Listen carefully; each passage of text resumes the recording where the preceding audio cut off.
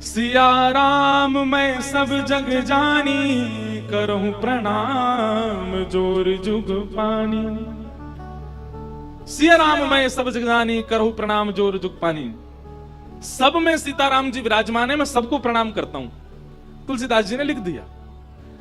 अब लिख करके 80 घाट है बनारस में, वहां लिख करके मानस जी को विराजमान करके और आप दर्शन करने के लिए गए काशी विश्वनाथ भगवान का।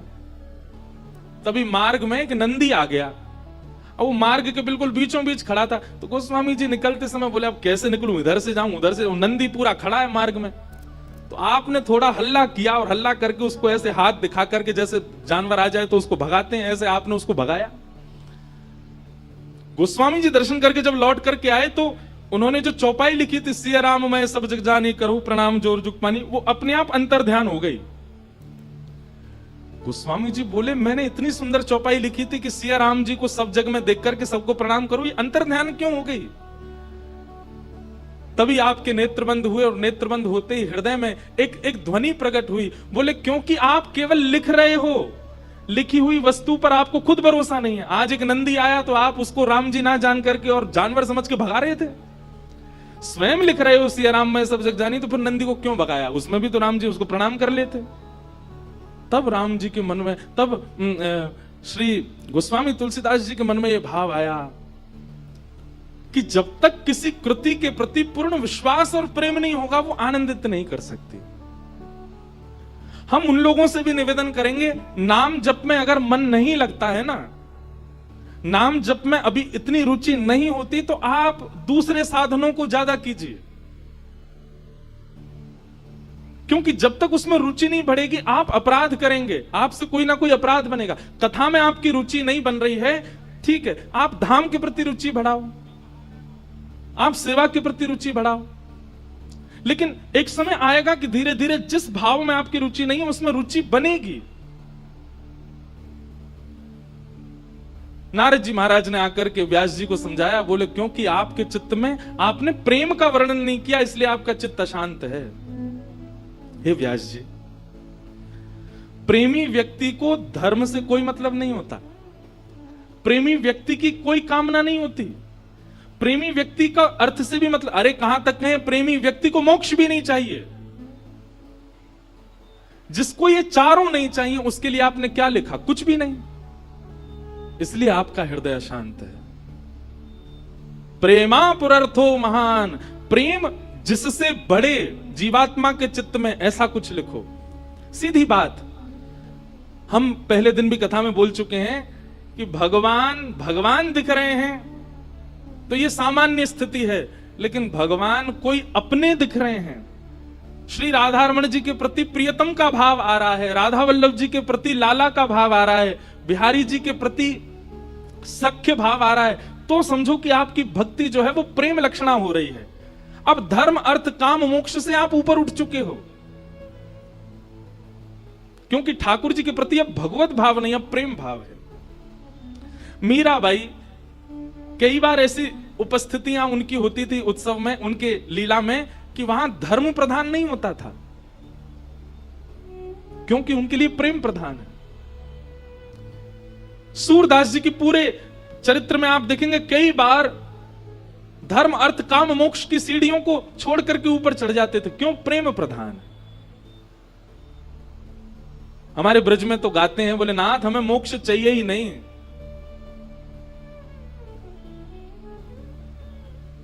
कहाँ करूं वैकुंठ जाए, कहाँ करूं वैकुंठ जाए, जहां नहीं नंद, जहां नहीं यशोदा, जहां नहीं नंद, जहां नहीं यशोदा, जहां नहीं गोपी ग्वाल और गाय, जहां नहीं गोपी ग्वाल और गाय, कहाँ करूं वैकुंठ जाए, कहाँ करूं वैकुंठ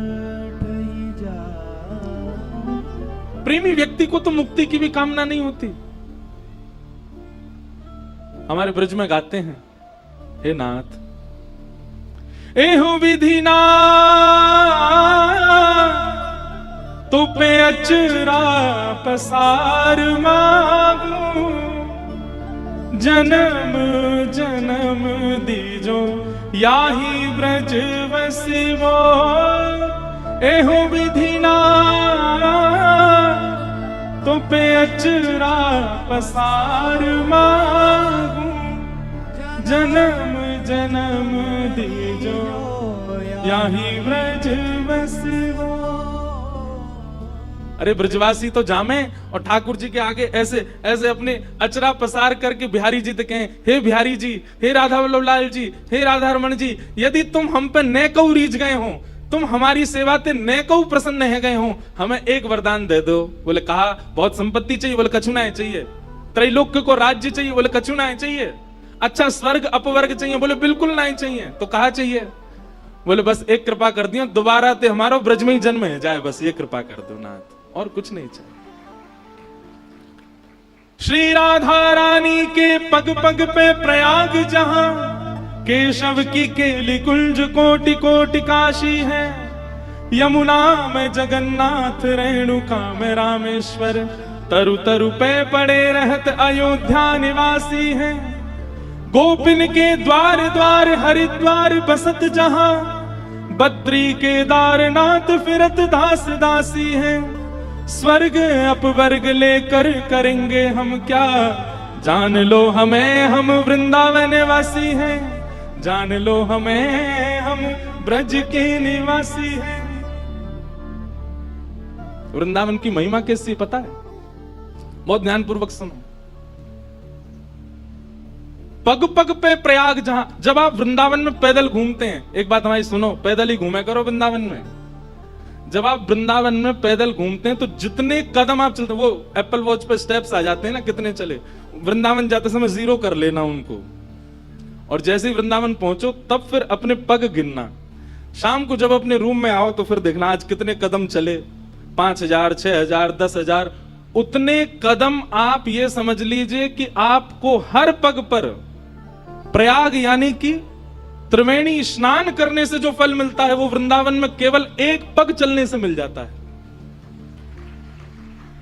पग पग पे प्रयाग जहां, और केशव की केली कुंज कोटि कोटि काशी हैं। आप जितने वृक्षों को देखते हैं वृंदावन में, उतने वृक्षों को गिन लीजिए, उतना काशी जाने का जो फल मिलता है वो प्राप्त हो जाता है। गोपिन के द्वार द्वार हरिद्वार बसत जहां, आप जितने ब्रजवासियों के द्वार का दर्शन करते हैं उतने हरिद्वार जाने का फल मिल जाता है। बद्री केदारनाथ फिरत दास दासी हैं, वृंदावन में डोलवे मात्र से बद्री केदारनाथ जाने का फल मिल जाता है।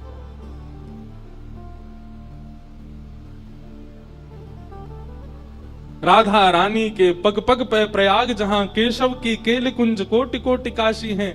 यमुना में जगन्नाथ, जब आप श्री यमुना जी का दर्शन करते हैं तो महाप्रभु श्री जगन्नाथ जी के दर्शन का फल प्राप्त होता है। रेणुका में रामेश्वर, और श्री यमुना जी की जो रेणु है, जो रज है, उसका दर्शन करने से, उसमें विचरण करने से रामेश्वरम जाने का फल मिलता है। तरु तरु पे पड़े रहत अयोध्या निवासी हैं, वृंदावन के हर मोड़ को पार करने से अयोध्या जाने का फल मिल जाता है।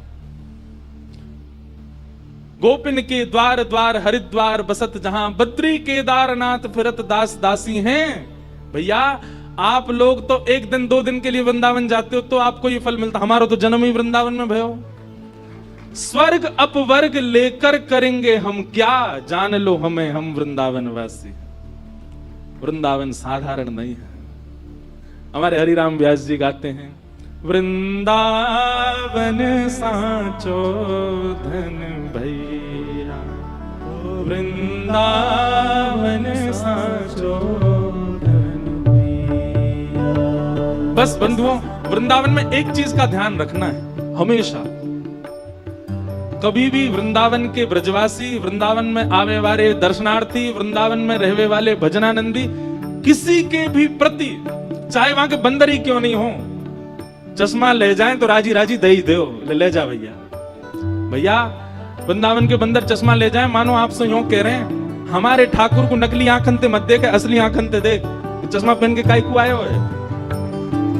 हमारे वृंदावन के बंदर पर्स चुरा के भाग जाते हैं, यूं कह रहे हैं कहा करेगा इतनी संपत्ति को लुटा दे है। हमारे वृंदावन के बंदर पादुका ले जाते हैं, क्यों? बोले नंगे पांव घूम, हमारा ठाकुर नंगे पांव रहे ब्रज में, तू चप्पल पहन घूम रहा है। इसके अलावा बंदर और कुछ नहीं लेके जाते, वही लेके जाते हैं जो ब्रज में आने वाले का स्वरूप होता है।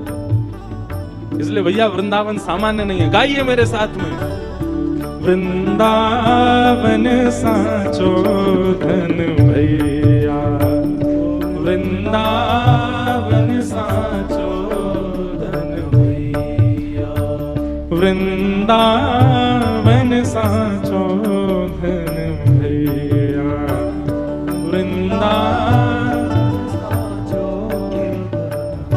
कनक कूट कोटिक लगत जिए, भजिए कुंवर कन्हैया, कनक। आज परम सौभाग्य है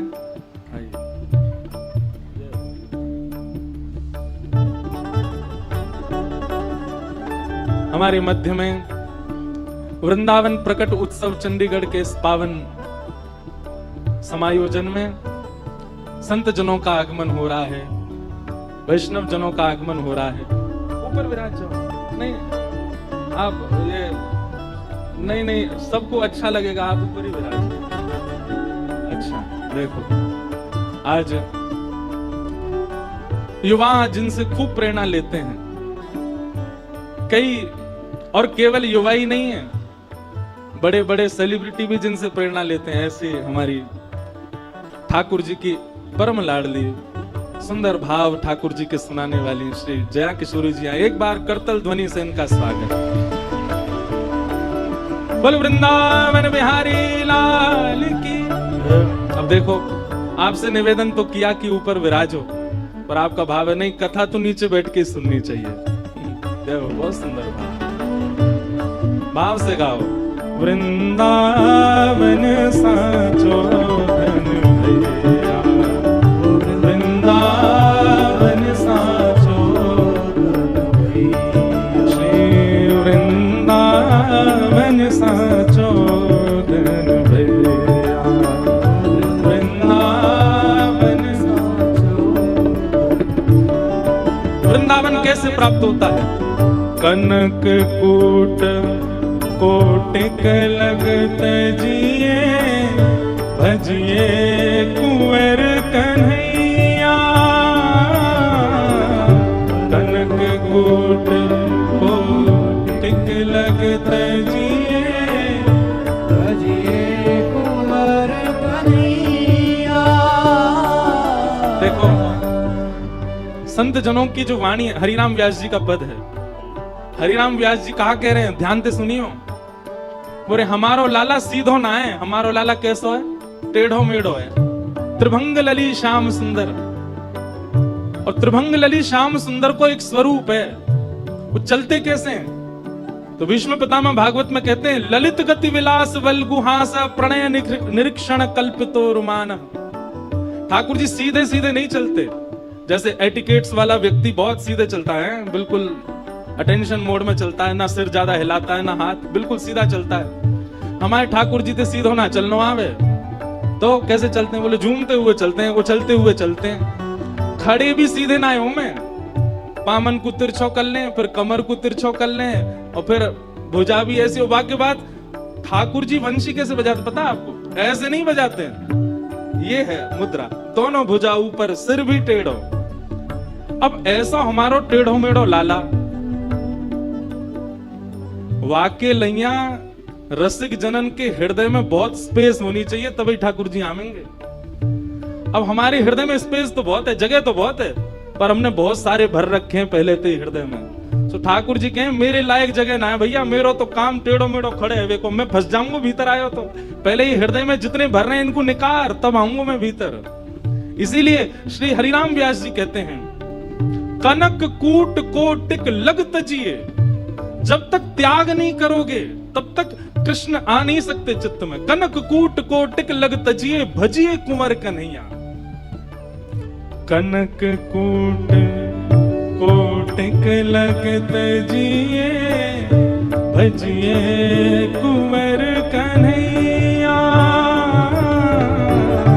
कनक कूट कोटिक लग तजिए भजिए कुंवर कन्हैया।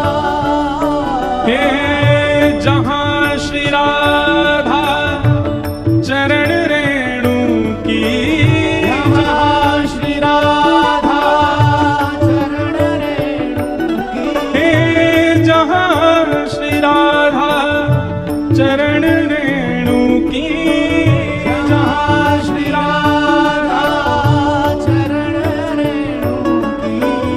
कमला ले तू भलैया, कमला वृंदावन साचो धन, वृंदावन साचो धन, श्री वृंदावन साचो धन, वृंदावन साचो धन। आतुर वन में व्यास पुकारे, है कोई रसिक सुनैया। आतुर वन में व्यास पुकारे, है कोई रसिक सुनैया। वृंदावन साचो धन, वृंदावन साचो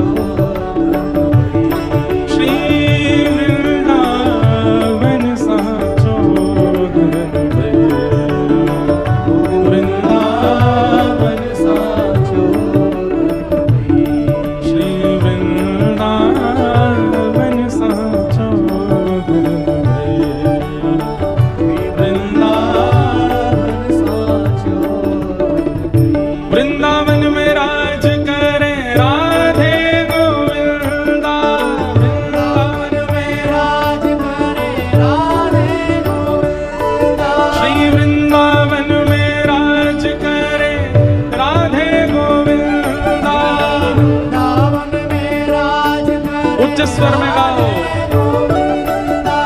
हम सब सो प्रेम करें राधे गोविंदा, हम सब से प्रेम करें राधे गोविंदा। भजो राधे राधे राधे राधे राधे गोविंदा, राधे राधे राधे राधे राधे गोविंदा। भजो राधे राधे राधे राधे राधे गोविंदा, राधे राधे राधे राधे राधे। आओ हे वृंदावन राज करे राधे गोविंदा, वृंदावन राज करे राधे गोविंदा। श्री वृंदावन में राज करे राधे गोविंदा, वृंदावन में राज करे राधे गोविंदा। हे भजो राधे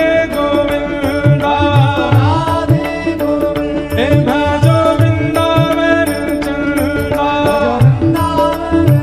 हे भजो राधे गोविंदा, भजो वृंदावन चंदा, हे भजो राधे गोविंदा, हे भजो राधे गोविंदा। श्री वृंदावन धाम की।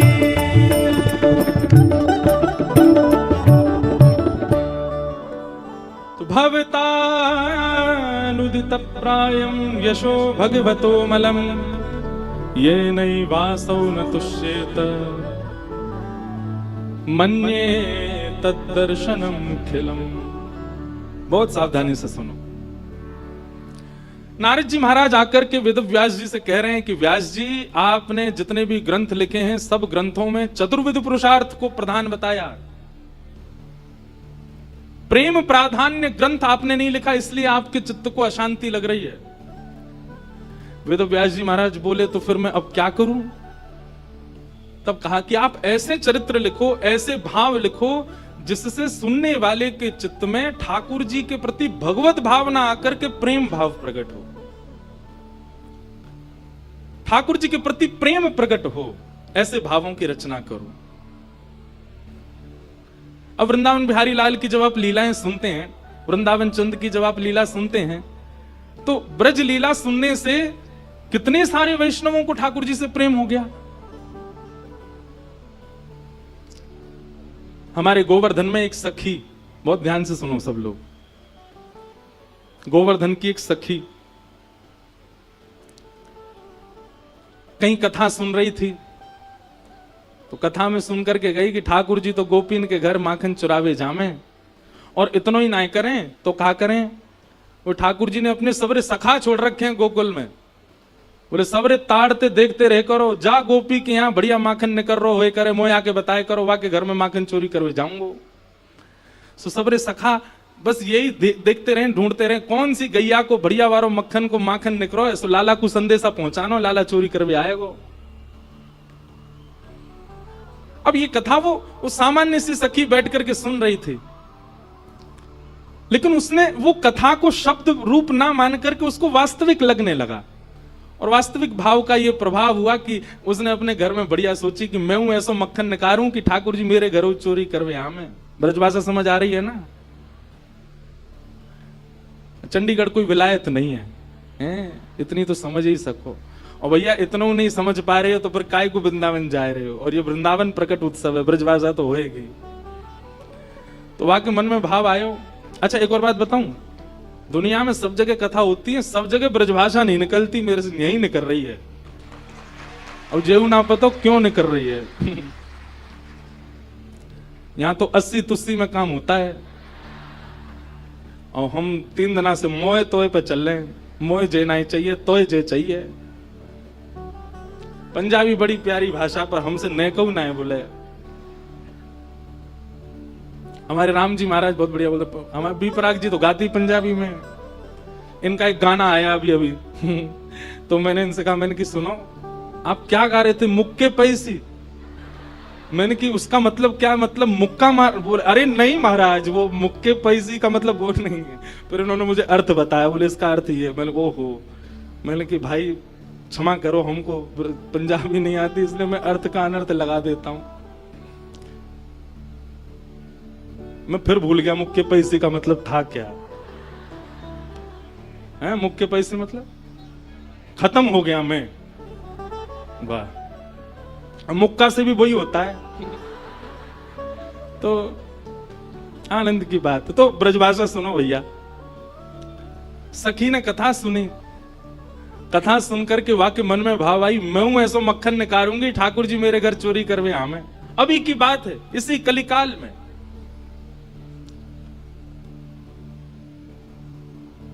अब मक्खन निकाल लियो, निकाल करके मैंने मटका में मक्खन सजा लियो, और वाके मन में आई कि ठाकुर जी को कैसे पता चले कि मैंने मक्खन निकारो है। तो दर्शनार्थी दर्शन करने जाते थे, उन्हीं दर्शनार्थियों में मक्खन लेके जाती।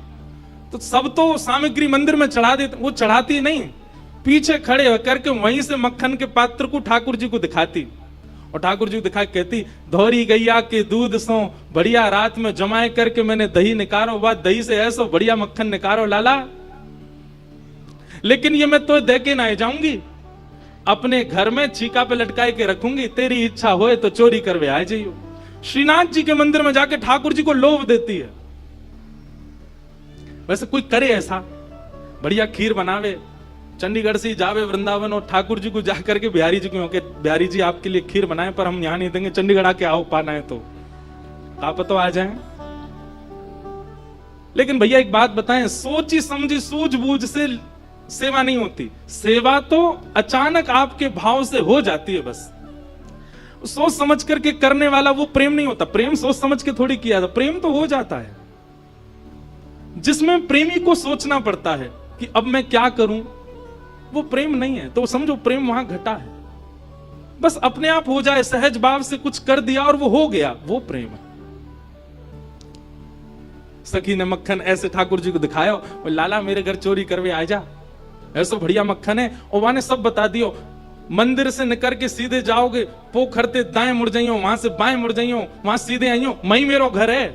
और मैं घर के सब लोग सो जामे रात्रि में, तब आए जाइयो, चुपचाप चोरी करके जाइयो। लाला मैं बस इतना देखना चाहूं, सुबह उठूं तो मेरे मटका को मक्खन खत्म है गयो, मैं वही से प्रसन्न रह जाऊंगी कि लाला आयो।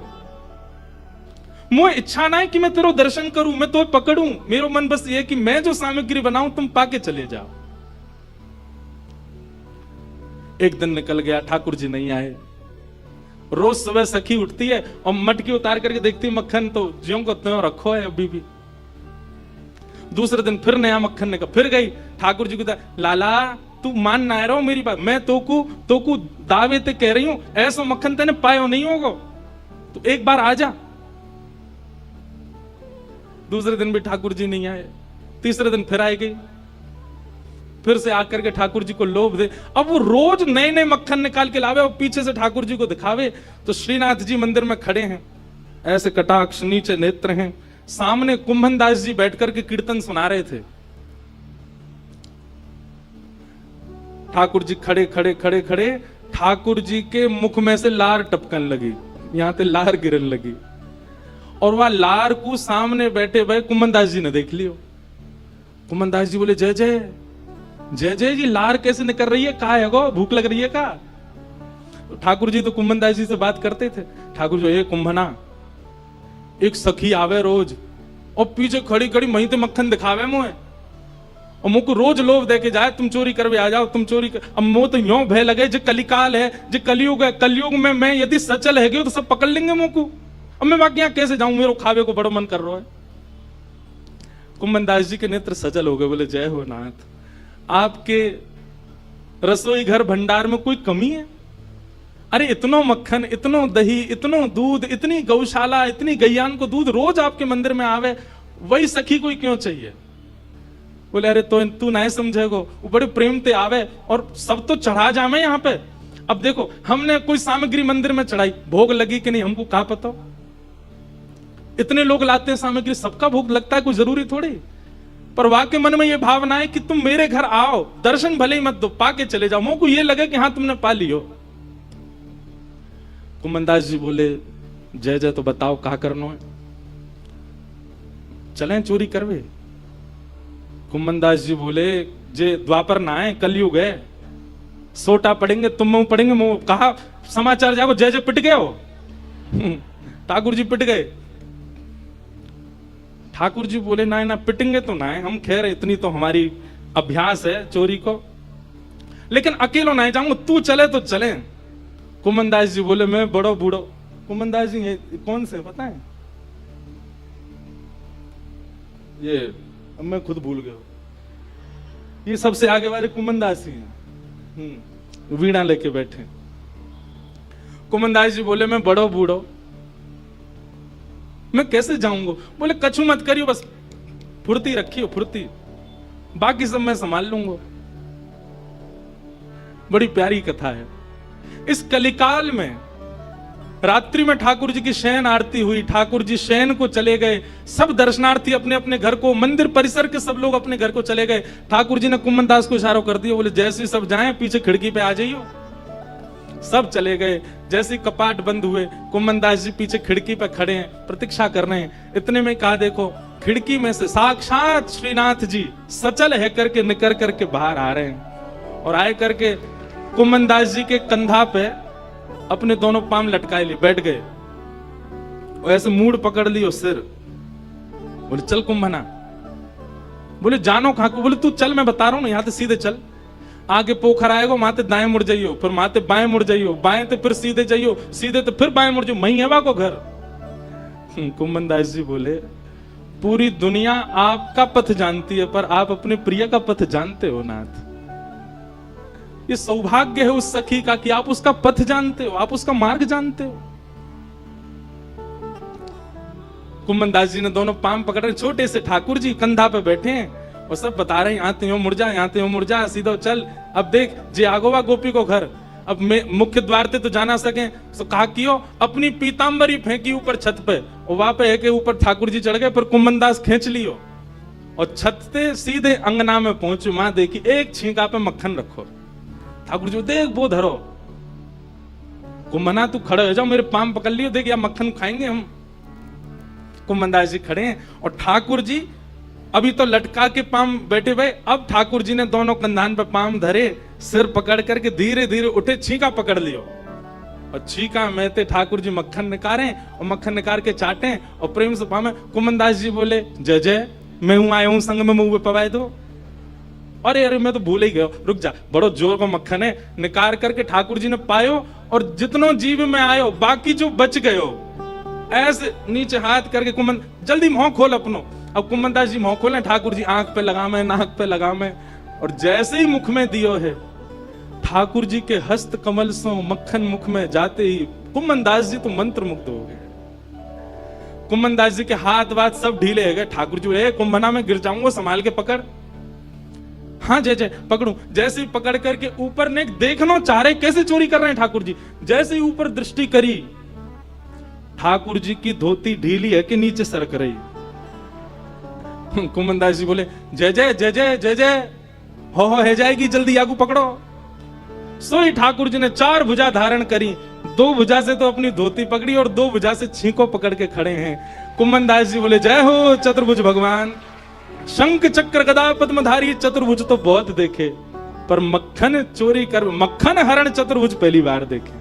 बोलो मक्खन हरण चतुर्भुजनाथ की। दो भुजा से धोती पकड़ के बैठे हैं, दो भुजाते छींको पकड़ रखो है।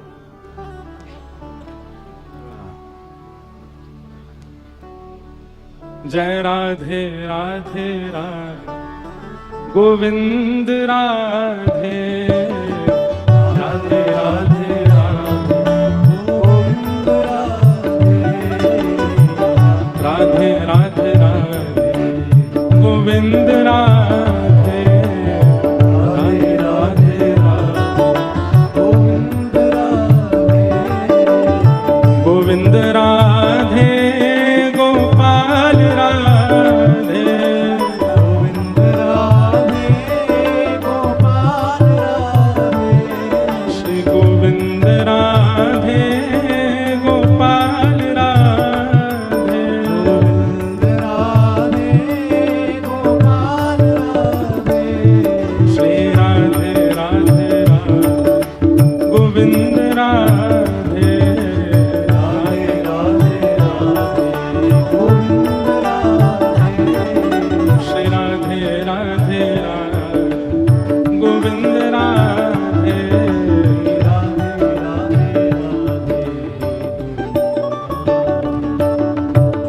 चतुर्भुज रूप में ठाकुर जी प्रकट है गए।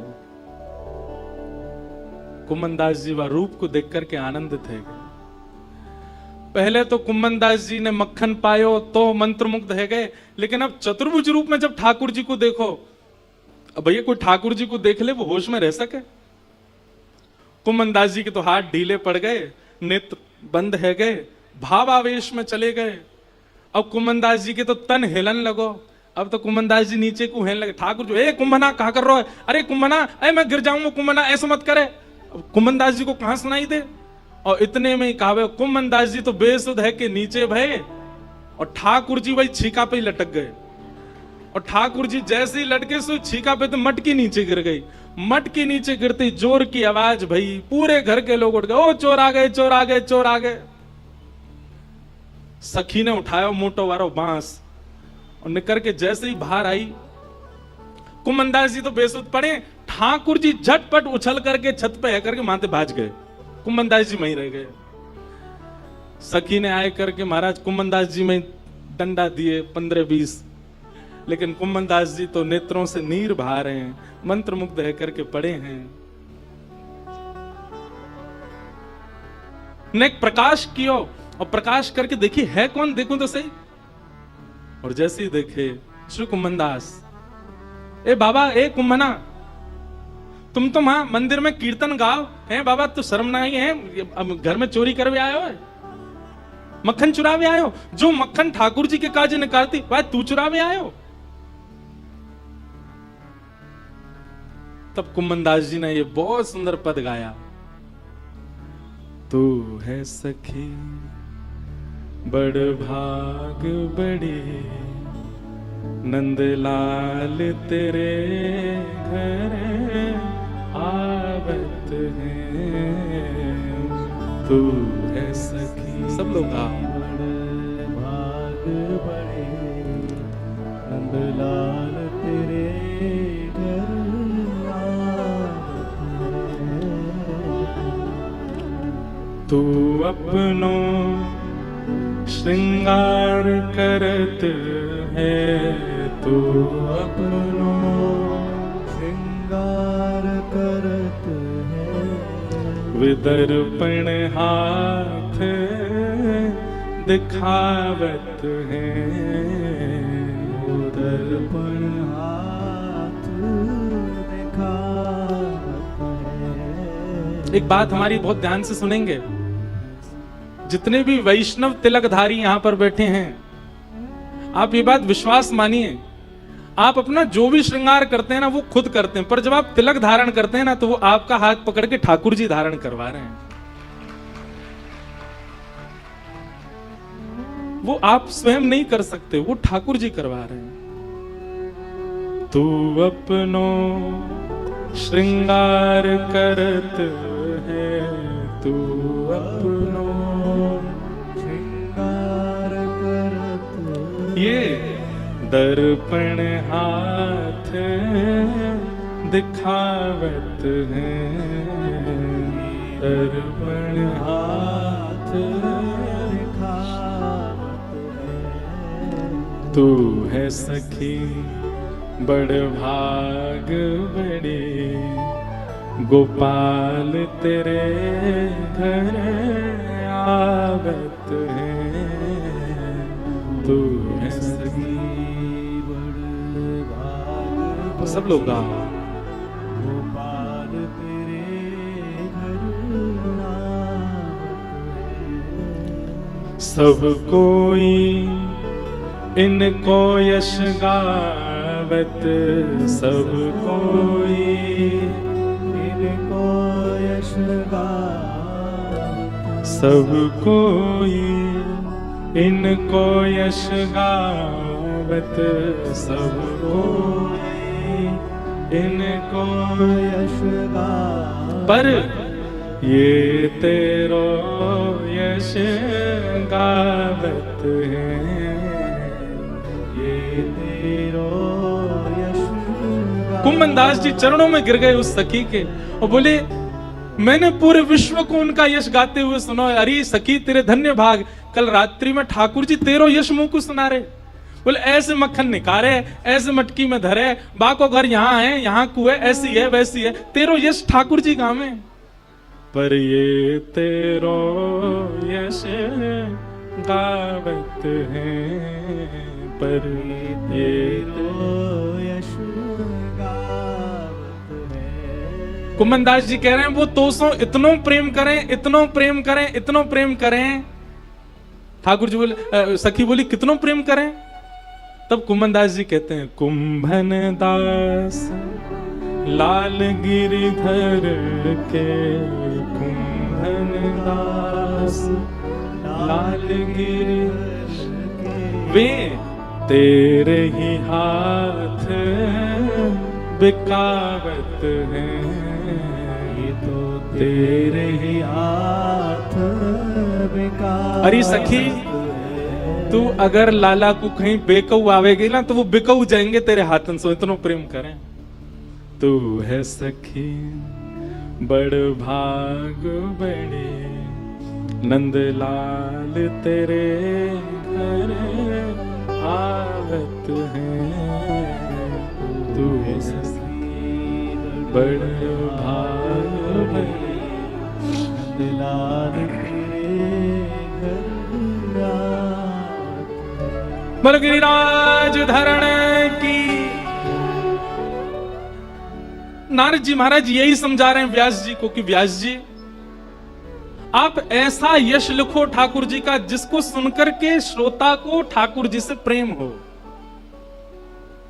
आप उनको भगवत तत्व में मत दिखाओ, उनके प्रति श्रद्धा उठे, विश्वास उठे, समर्पण उठे, ये सामान्य बात है, पर उनके प्रति प्रेम उठे ऐसा यश गाओ। तब वेद व्यास जी महाराज ने श्रीमद् भागवत ग्रंथ की रचना की। बोलो भागवत महापुराण की। श्रीमद् भागवत का एक ही उद्देश्य है, आपके भीतर श्रद्धा प्रकट करना नहीं, आपके भीतर आस्था प्रकट करना नहीं, आपके भीतर ठाकुर जी के प्रति अनुराग प्रकट करना नहीं, आपके चित्त में ठाकुर जी के प्रति प्रेम प्रकट हो। वो प्रेम, प्रेम के अधिकारी केवल वही हैं और कोई है ही नहीं संसार में। ये भागवत जी प्रस्तुत करते हैं, इसलिए भागवत जी की रचना सामान्य नहीं है। भागवत ग्रंथ, यदि श्रीमद् भागवत हमको वेद व्यास जी ने प्रदान नहीं की होती तो मैं कहता हूं कि हमको सूरदास, मीराबाई, करमेती बाई, कर्मा बाई कोई नहीं मिलता। ठाकुर जी से प्रेम करने वाले भक्त मिले ही भागवत जी के बाद हैं, उनके अलावा प्राप्त नहीं होते। भागवत जी ने ही सबके चित्त में प्रेम को प्रदीप्त किया है, उदित किया है। ऐसी भागवत जी की रचना हुई और श्रीमद् भागवत रचना करके वेद व्यास जी महाराज ने सबसे पहले श्रीमद् भागवत जी को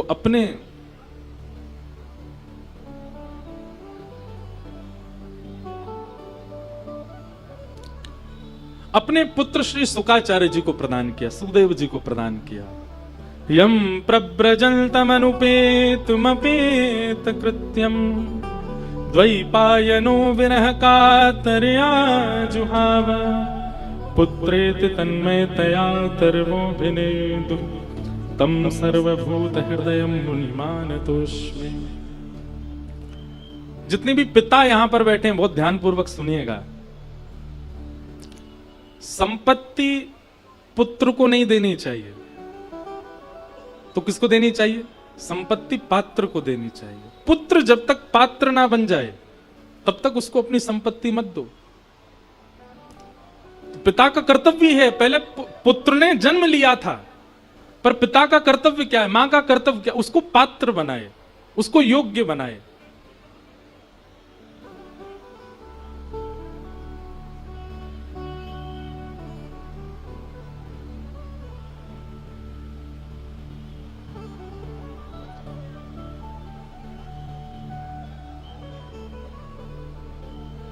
बोलो वृंदावन बिहारी लाल की।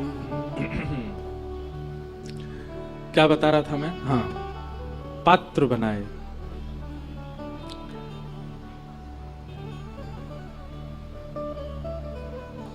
वेद व्यास जी महाराज ने अपने पुत्र श्री सुकाचार्य जी को प्रदान किया और सुकाचार्य जी ने फिर वही भागवत की कथा राजा परीक्षित को सुनाई। प्रश्न होने लगा कि राजा परीक्षित कौन है? तब यहां से महाभारत का प्रसंग सुनाया गया कि यदा मृधे कौरव संजयाना वीरेस्वथो वीरगतिं गतेषु ब्रकोदरा विद्युगदा विमर्श भ्रगणोरुदंडे धृतराष्ट्रपुत्रे। महाभारत का प्रसंग है तो बिल्कुल अंतिम भाग भागवत में वर्णन किया गया है, उसमें हम ज्यादा नहीं जाएंगे, बहुत अलग विषय हो जाता है। पर परीक्षित को 7 दिन में मरने का श्राप कैसे लगा उसके लिए हमको थोड़ा तो सुनना पड़ेगा, इसलिए थोड़ा सूक्ष्म में कह करके और स्तुति प्रकरण की ओर चलूंगा।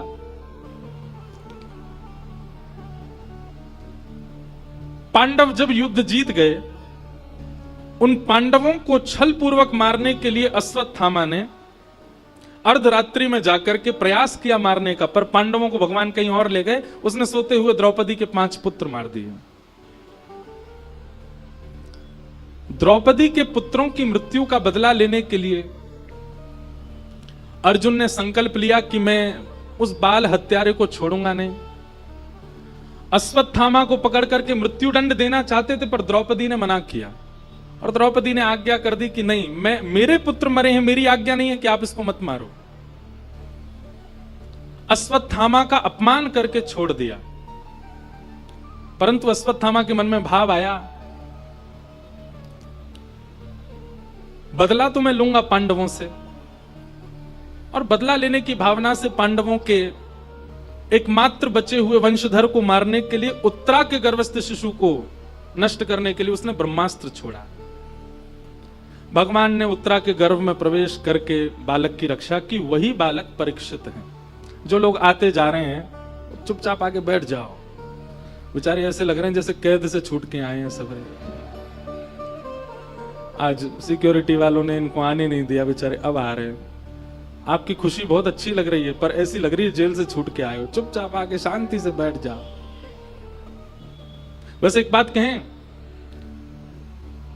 आप लोग बाहर जब जाते हैं ना पंडाल से, तो वास्तव में आप फिर से कैद में चले जाते हैं संसार के में।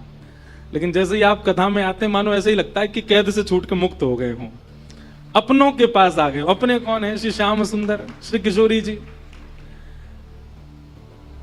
इसलिए बड़ी प्रसन्नता है, आप सब छूट छाट के आए हो, बैठ जाओ।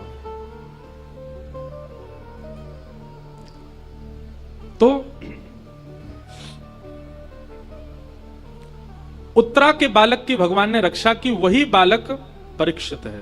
हमारे पूज्य पिताजी महाराज के पूज्य गुरुदेव अनंत श्री विभूषित श्री रामानुज प्रपन्नाचार्य गुरु जी, वे अपनी टीका में एक बहुत अच्छी बात लिखते हैं, बहुत सावधानी से सुनना। उनका कहना ऐसा है कि जिस व्यक्ति ने अपने संपूर्ण जीवन में श्रीमद् भागवत का आश्रय लिया है, जय हो, पूज्य श्री भगवत धाम वाले महाराज जी हमारे मध्य पधारे हैं। बोलो गंगा मैया की जय।